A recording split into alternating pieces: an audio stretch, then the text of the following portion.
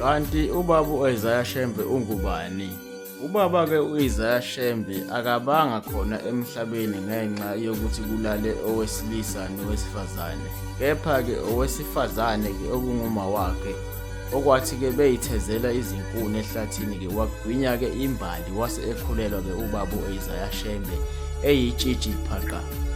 Ngakho-ke ubaba u-Isiah Shembe waze Christianity usontile-ke ebandleni laseWeseli ngenxa-ke yokuthi-ke ubalekela izwi elalimtshela-ke emadlebeni akhe ewayelizwa engathi-ke likhuluma esibhakabhakeni-ke lithi-ke akeze entabeni yasenhlangakazi kulapho khona bazohlangana khona-ke noNkulunkulu kamnikeze-ke amandla.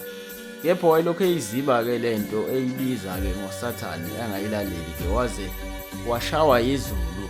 Yaqhubeka-ke yamtshela lento ukuthi lokhu kusakuncane ngisazokwenza-ke okukhulu. Kulapho-ke owathatha khona isinqumo ukuthi akamukele-ke ivangeli-ke laseWeseli akhethe-ke inkosi ukuze leli dimoni lizosuka eduze kwakhe. Ngakho-ke uthe esesonta-ke isikhathi eside ebandleni lamaWeseli wayeseke umfundisi-ke wakhe emnikeza-ke inkonzo ukuthi-ke akasukume kafakaze ngokungabonwayo. Wathi-ke esasukuma-ke kwabe uSathane ephuma ngamawindi ngoba abantu babehayiza, abantu ababedlisiwe babephalaza, abantu ababegula babephila-ke same time. Kulapho lo mfundisi-ke owakhiphela-ke eminyango-ke ubaba u-Isiah Shembe, he kick him out of the church-ke ngoba ebona esebenzisa umono ukuthi-ke labantu-ke bazolandela-ke ubaba u-Isiah Shembe ngoba yena uwumfundisi-ke ongenamsebenzi-ke walutho. Ngakho-ke leli lizwi liqhubekile nobaba u-Isiah Shembe-ke esengaphandle-ke engasakholwa esehleli. Abantu sebemlandela-ke ngaphandle. Ngakho leli lizwi lathi anginandaba nalabantu mina abakulandelayo, mina ngikufuna entabeni okuthiwa-ke inhlangakazi. Ngakho-ke wagoloza waqhubeka-ke nalamakholwana-ke ayemlandela-ke khona. uNkulunkulu-ke wayesemzwisa ubuhlungu, wathatha-ke iy'ngane zakhe-ke zashona-ke zonke-ke.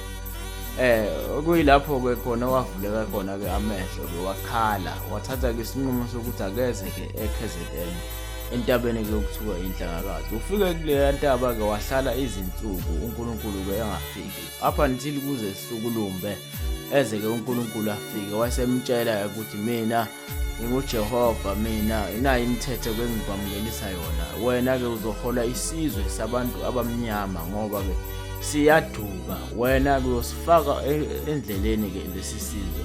Ngakho wena unyuke lana uwumfo kamayekisa, kodwa uzothi wehla kule ntaba uzobe ungasayena umuntu, wena uzokubona ngisho into engaphansi komhlaba nabo bonke-ke ubumnyama obenzakalayo ezweni buyosolva wuwe. Abantu abaguqela wena baguqela mina uqobo. Ngakho-ke nawo amandla mfo kamayekisa. Kuyilapho ubaba u-Isiah Shembe wahamba-ke sebuya entabeni waze wothola le ndawo-ke okuthiwa isephakameni-ke eNanda. Lapho-ke wafike-ke wanzinza khona. Wase-ke ubaba u-Isiah Shembe-ke ebhala izihlabelelo ezinjengomthandazo wesabatha esithi noma niphume emazweni onke nilethe umnikelo ngenjabulo kuJehova emzini wasekuphakameni, akakuyamukela uma ningalaleli usuku lokugcina, usuku lwesabatha. Ngakho-ke akukho Jehova wayehlale kuphakameni-ke, wayezisho yena. Uqhubekile kubaba u-Isiah Shembe nokuzifundisa iBhayibheli, yize wayengayinga esikoleni kodwa-ke wazifundisa iBhayibheli waze walazi. Njengokuthi izinkonkoni noma amageyisi awangeni ebandleni kaJehova, utshwala abuphuzwa, awugundi amafeyidi, awudli ingulube. Yonke-ke leyo mthetho-ke wathi-ke le mithetho biyenziwa kuleli sonto kade ngisuka kulona. Ngakho-ke kuleli engizolifoma manje athi uNkulunkulu ngilenza. Lezi zinto ngeke zize zenziwe. Akukho okuyophikiswa iBhayibheli engiyokuvumela mina kuleli lami ibandla. Ngakho lana siyohamba njengomthetho weBhayibheli.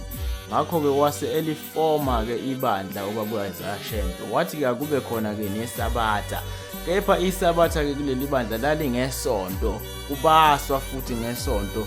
beyigqokela amasudi. Abantu iMnazaretha yayingekho kugqoka kamasudi, kuphekwa futhi kudliwa nanokudla okushisayo, kugezwa ngamanzi-ke ashisayo kuleli bandla. Ngakho-ke ubaba Isiah Shembe-ke wakuhlolisisa ukuthi iluphi usuku olwamiswa uNkulunkulu ngoqiniso lwesabatha. Lwase-ke lwayiswa-ke usukwini lwangoSaturday lwesabatha-ke. Wathi ukubaswa akuyekwe ngoba lithi iBhayibheli asingabasi umlilo ezindlini zethu-ke ngosuku lwesabatha. Wakuliyekisa-ke konke-ke lokho. Ngakho-ke ubaba Isiah Shembe wathi-ke leli bandla ngesikhathi elifoma labantu abamnyama elithi-ke wozani njengoba ninjalo nize ningazishintshi ubunina, wozani ninjalo namabhesheni nizokhonza uJehova. Uthi akanankinga-ke nani, futhi ngizonifundisa ukulima, ngizonifundisa ukutshala.